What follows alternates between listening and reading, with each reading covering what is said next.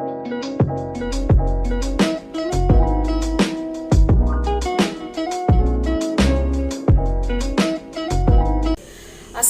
warahmatullahi wabarakatuh. Perkenalkan, saya Kaulan Sakila Azhar, perwakilan dari kelompok 1 kelas 10-2. Baiklah, jadi pada video kali ini saya akan menjelaskan tentang sejarah komputer dari zaman ke zaman dan juga menjelaskan tentang peranan komputer di berbagai bidang. Oke, jadi jika kita membicarakan tentang perkembangan komputer, pastinya kita sudah tidak asing dengan nama Alan Turing. Nah, Alan Turing adalah salah satu tokoh yang berpengaruh dalam perkembangan komputer dari masa ke masa, yang dimulainya sejak tahun 1930. Jadi, dalam perkembangannya, komputer mengalami 5 generasi, yaitu generasi pertama, kedua, ketiga, keempat, dan kelima. Baiklah, generasi pertama. Generasi pertama komputer dimulai dari tahun 1940 hingga 1959. Ciri-ciri dari komputer generasi pertama ini adalah bentuk fisiknya yang besar, kemudian menggunakan tabung hampa udara sebagai komponen utama, dan yang ketiga menggunakan banyak daya listrik. Kemudian komputer generasi kedua, yaitu dimulai dari tahun 1959 sampai 1965, yang ciri-cirinya adalah menggunakan transistor yang lebih ringkas dan kemudian menggunakan fitur proses real time sehingga lebih modern daripada komputer generasi pertama.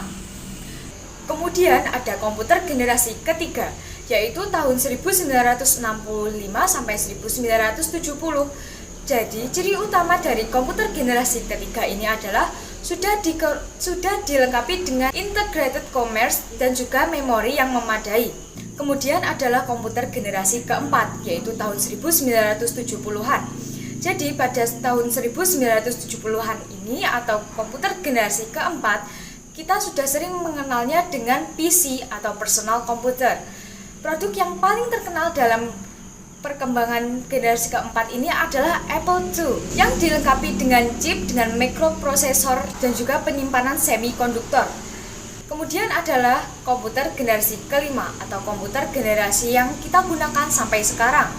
Jadi, pelopor utama komputer generasi kelima ini adalah negara Jepang. Dan contoh-contoh dari komputer generasi kelima ini adalah seperti misalnya laptop, yang sering kita gunakan dalam kegiatan sehari-hari karena pembawaannya dan juga cara menggunakannya yang lebih simpel. Baiklah, sekarang kita menuju topik yang kedua, yaitu peranan komputer di berbagai bidang. Jika kita membicarakan tentang peranan komputer di berbagai bidang, pastinya kita akan menyebutkan komputer berguna dalam bidang ekonomi, komputer berguna dalam bidang kesehatan. Nah, semua itu adalah salah satu contoh-contoh dari kegunaan komputer di berbagai bidang. Namun, pada dasarnya komputer sangatlah berpengaruh dalam semua aktivitas di kehidupan kita. Komputer ada untuk mempermudah kita dalam mengolah data, memperoleh informasi, bahkan melakukan transaksi jual beli. Baiklah, saya rasa cukup penjelasan dari saya. Bila ada kurang lebihnya mohon maaf. Terima kasih. Wassalamualaikum warahmatullahi wabarakatuh.